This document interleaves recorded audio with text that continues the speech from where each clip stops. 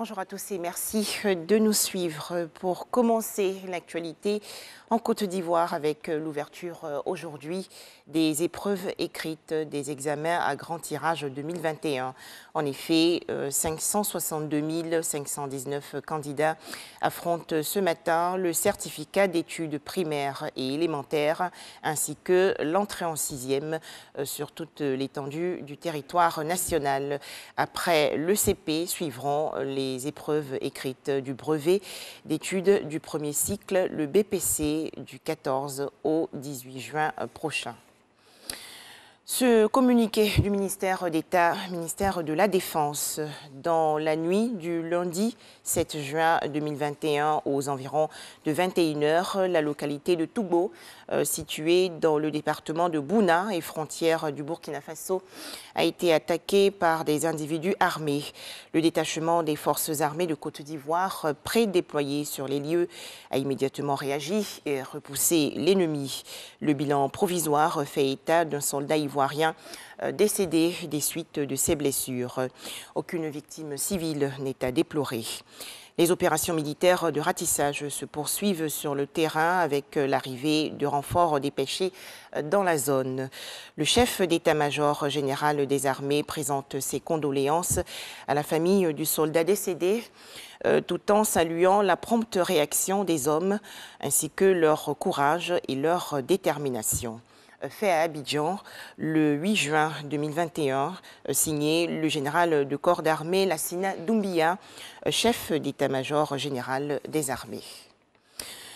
Mardi 8 juin 2021, c'est aujourd'hui la journée mondiale des océans, événement pour sensibiliser les populations à une meilleure gestion des océans et de leurs ressources.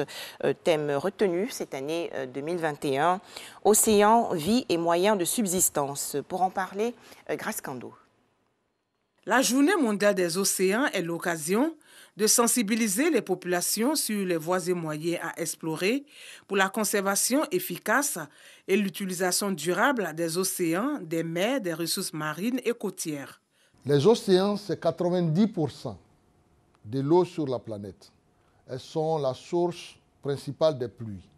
Ils sont une composante essentielle de l'écosystème terrestre.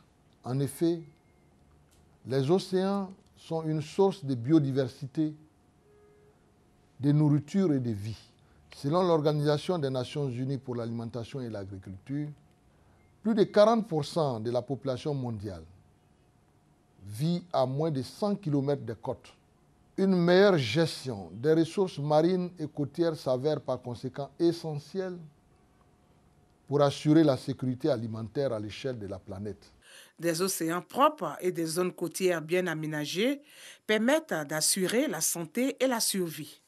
Notre vie dépend de notre océan et nous avons l'obligation de le protéger pour continuer de bénéficier de ces énormes ressources et services. C'est pourquoi soutenir toutes les initiatives qui visent à conserver notre océan et notre zone côtière nous aidera à atteindre l'objectif de développement durable. Sur la vie aquatique. Le ministre de l'Environnement et du Développement durable invite les populations à avoir des comportements éco-citoyens en vue de protéger et restaurer les océans pour les générations futures.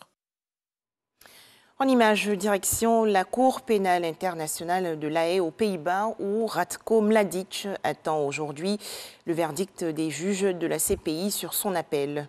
Arrêté en 2011, après 16 ans de cavale, l'ancien chef militaire serbe de Bosnie a été reconnu coupable en 2017 par le tribunal pénal international pour l'ex-Yougoslavie de 10 chefs d'accusation sur 11, dont génocide, crimes de guerre et crimes contre l'humanité commis pendant la guerre de Bosnie de 1992 à 1995.